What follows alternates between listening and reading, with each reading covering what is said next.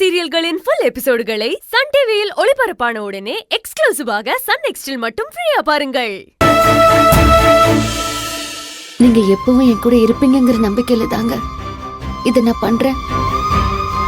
உங்க தம்பி பூர்ணிமா 2 பேரும் சந்தோஷமா நிம்மதியா இருக்கணுங்கிறதும் ஒரு காரணம். நீங்க தான் என் கூட இருந்து எப்பவும் போல இத நல்லபடியா முடிச்சு கொடுக்கணும்.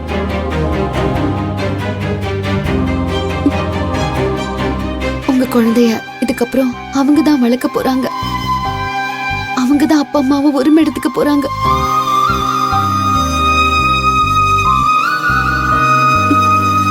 அதனாலதான் கடைசியா ஒரு தடவை உங்க முன்னாடி இவனை கொண்டு வந்து காமிக்கிறேன்.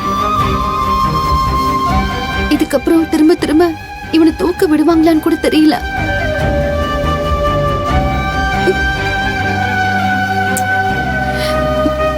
என்னதான் ஓகே சொல்லிட்டாலும் மனசுக்கு கஷ்டமா தாங்க இருக்கு. எனக்கு நீங்க தைரியத்தை கொடுங்க ப்ளீஸ்.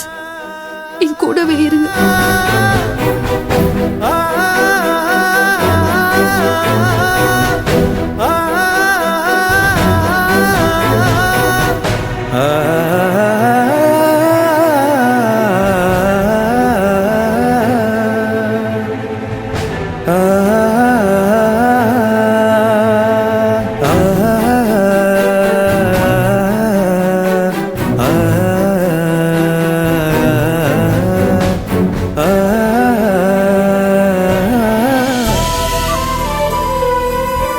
நீ எதுக்கு கவலைப்படாத செவந்தி, எல்லாம் நல்லபடியா நடக்கும். என் பேரன் எப்பவும் உன் கூட தான் இருப்பான். மேல இருந்து அவன் பார்க்காமலா இருப்பான். போலாமா? போலாம் வாங்க போலாம்.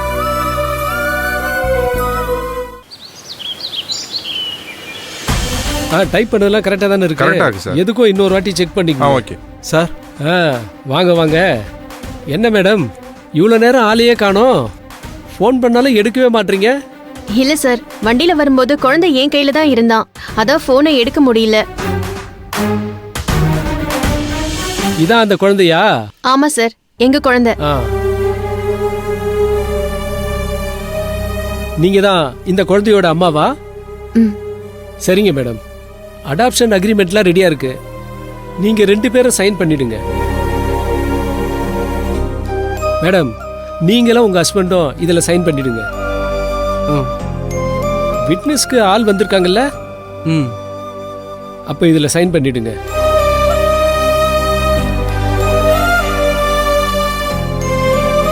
முதல்ல குழந்தையோட அம்மாவை சைன் பண்ண சொல்லுங்க. அண்ணி இந்தாங்க. இந்தாங்க பேர். இந்தாங்க. இங்க தானே சார்? அண்ணி அண்ணி படிச்சு பார்த்துட்டு சைன் பண்ணுங்க. இது எதுக்கு படிச்சு பார்த்துக்கிட்டு? சைன் எங்க போடணும்னா அங்க போட்டுட்டு போக போறேன். அக்கா என்னக்கா இது? அதுக்காக நீங்க படிச்சு பார்க்காம சைன் போட்டா அது தப்பா இருக்கும்ல. என்ன இருந்தாலும் நீங்க ஒரு வாட்டி படிச்சு பாத்துருங்கக்கா. வேண்டாம் பூர்ணி, ஏற்கனவே டைம் ஆயிடுச்சு. சைன் மட்டும் போட்டுடுறேன். அக்ரிமெண்ட்ல செகண்ட் பார்ட்டின்னு போட்டுருக்கோம் பாருங்க, அதில் சைன் பண்ணிடுங்க மேடம். அக்கா ஒரு நிமிஷம். படிக்காம சைன் போட்டா எனக்கு என்னவோ மாதிரி இருக்கு. லாயர் சார், ஒரு நிமிஷம் அதுல இருக்கிற முக்கியமான டேர்ம்ஸ் மட்டும் அவங்களுக்கு படிச்சு காட்டுறீங்களா? Okay madam.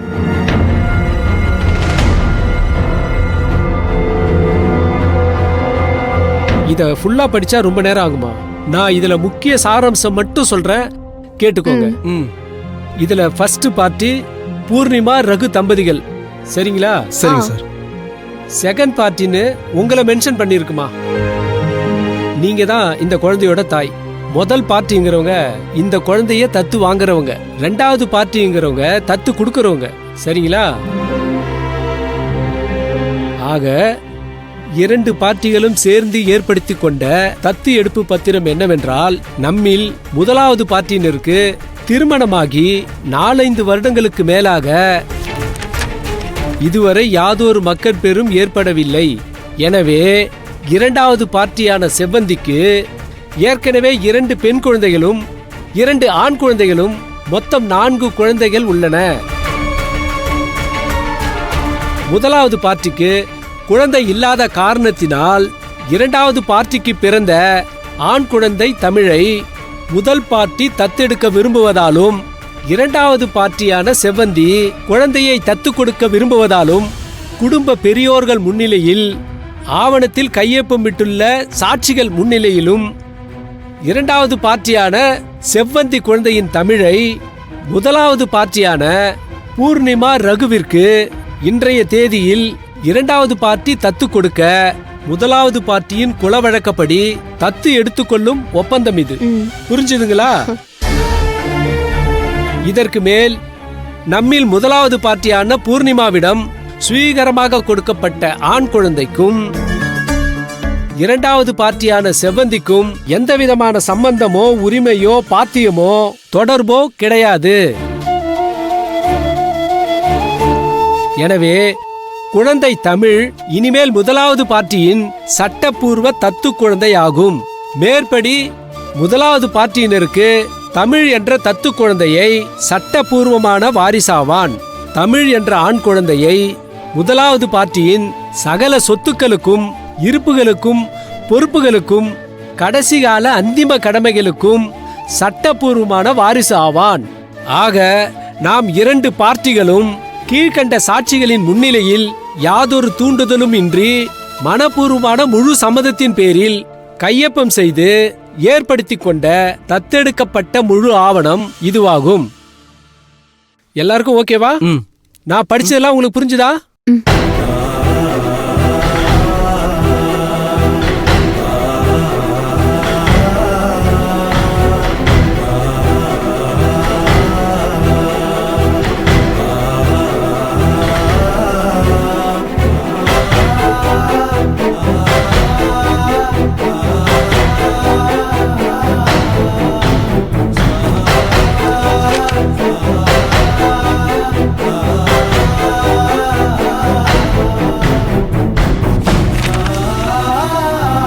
அப்படியே வச்சிருங்க. சைன் போடுமா?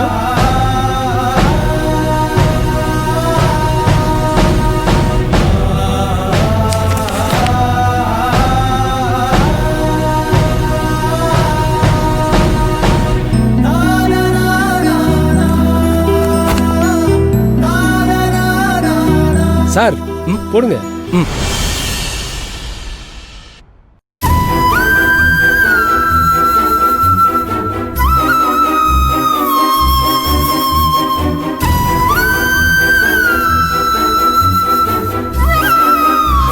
இந்தாங்க சார்.